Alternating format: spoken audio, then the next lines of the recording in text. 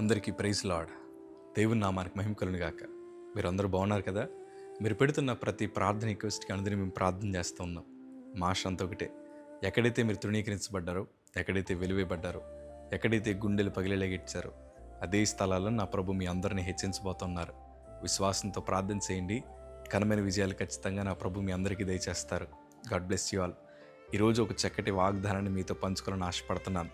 ప్రియ సంగమా, నా రెండు చేతులు జోడించి చెప్తాను, దేవుడు మాత్రమే మనకు సహాయం చేయగలిగిన వాడు. మనుషుల మీద ఆధారపడితే మనకుండిన విలువను మనం కోల్పోతాం, ఆరోగ్యాన్ని కోల్పోతాం, మానసికంగా చాలా ఒత్తిడిలోకి వెళ్ళిపోతూ ఉంటాం. ఈ సంగమా, దేవుని మీద ఆధారపడండి.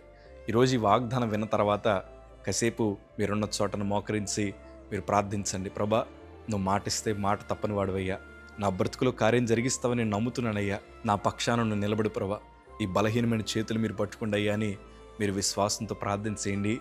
ఈరోజే మీ బ్రతుకులో నా ప్రభు కార్యం జరిగించబోతున్నాడు.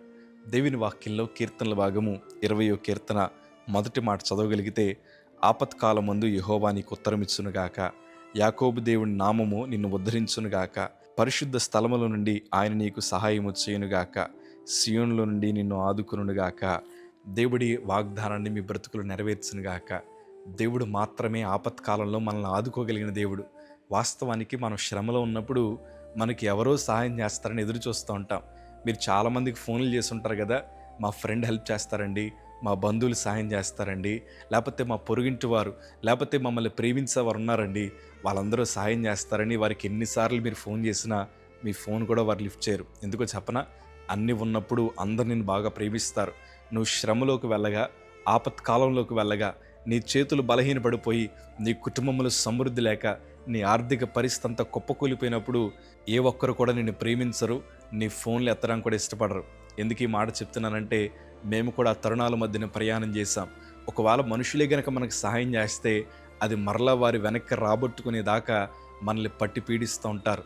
అప్పుడు మనం అనుకుంటామంటే, అనవసరంగా వాళ్ళని సహాయం అడిగానండి అని చాలా బాధపడుతూ ఉంటాం. ఈ సంగమా, మనుషుల సహాయం వ్యర్థము. దేవుని వాక్యం అంటుంది, ఆపత్కాలములో ఆయన నీకు సహాయం చేయగలిగిన నమ్మదగిన దేవుడు ఆయన. మనుషుల వైపు చూడొద్దు, అధికారుల వైపు చూడొద్దు, ప్రేమించిన వారి వైపు, స్నేహితుల వైపు, బంధువుల వైపు చూడొద్దు. నిన్ను నిర్మించిన దేవుడే నీ పక్షాన నిలబడి గొప్ప కార్యాన్ని దేవుడు జరిగించబోతున్నాడు. ఈరోజు పెంట కొప్పల మీద ఉండే మన బ్రతుకులను దేవుడు సింహాసనం ఎక్కించబోతున్నాడు.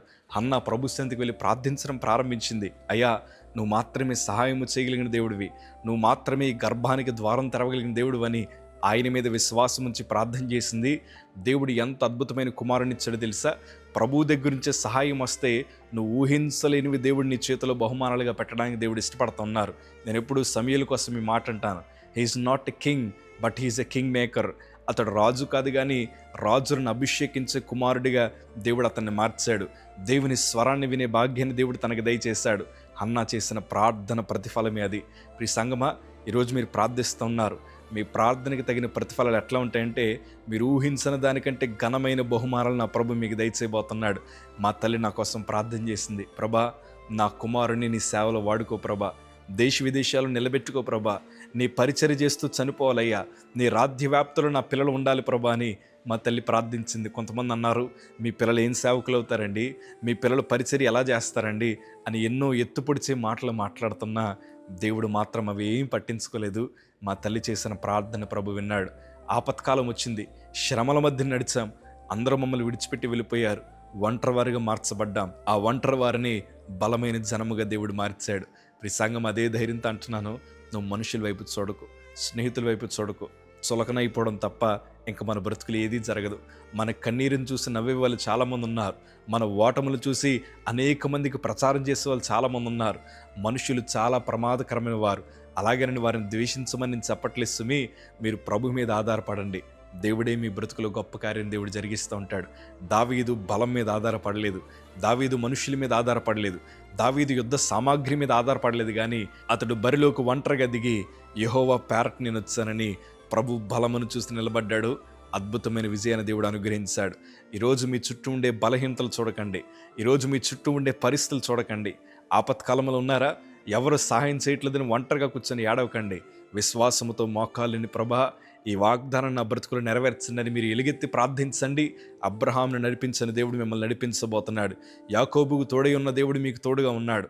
దావీదుకు విజయాన్ని ఇచ్చిన దేవుడే ఈరోజు మీ బ్రతుకుల విజయాన్ని దేవుడు దయచేయబోతున్నాడు. ఒకప్పుడు మేము బలహీనమండి, ఎందుకు పనికిరాని వారము. మాకు సహాయం చేసిన వారు ఏమన్నా తెలుసా? మేము ఇచ్చిన డబ్బులకే వారు కార్లు కొనుక్కున్నారన్నారు. వారిచ్చింది ఎంతో కాదు, చాలా తక్కువ అమౌంటే. వారు మా కోసం ఎట్లా మాట్లాడి తెలుసా? మేము తింటున్న తిండట, వారు పెట్టిన భిక్షట, రకరకాల మాటలు మాట్లాడుతూ వచ్చారు. నేను బలహీనుడిగా ఉన్నప్పుడు నాకు సహాయం చేయాలని కోరుకున్నారు. ఇప్పుడు దేవుడు బలవంతులుగా మార్చాక వారు మాటలన్నీ మారిపోయాయి. అప్పుడు నేను అనుకుంటున్నాను, మనుషులు సహాయం చేస్తున్నప్పుడు ఒకలా ఆలోచిస్తారు, ఒకవేళ దేవుడు మనల్ని ఆశీర్వదిస్తే వారి మనస్సులు మారిపోతాయి. అందుకే నేను అనుకుంటూ ఉంటాను, ప్రభా ఎవ్వరూ కాదు కానీ నువ్వు ఒక్కడు మాత్రమే సహాయం చేయగలిగిన దేవుడివి. మనుషుల మనస్సు వంటిది కాదయ్యా నీది.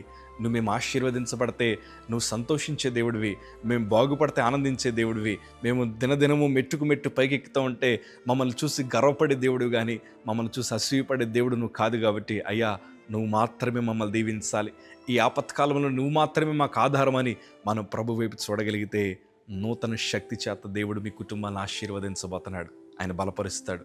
కంగారేం పడకండి, ఎవరి కోసం ఆలోచించకండి. ఈ వాగ్దానాన్ని నా ప్రభు మీ జీవితంలో నెరవేర్చబోతున్నారు. ప్రార్థించండి. God bless you.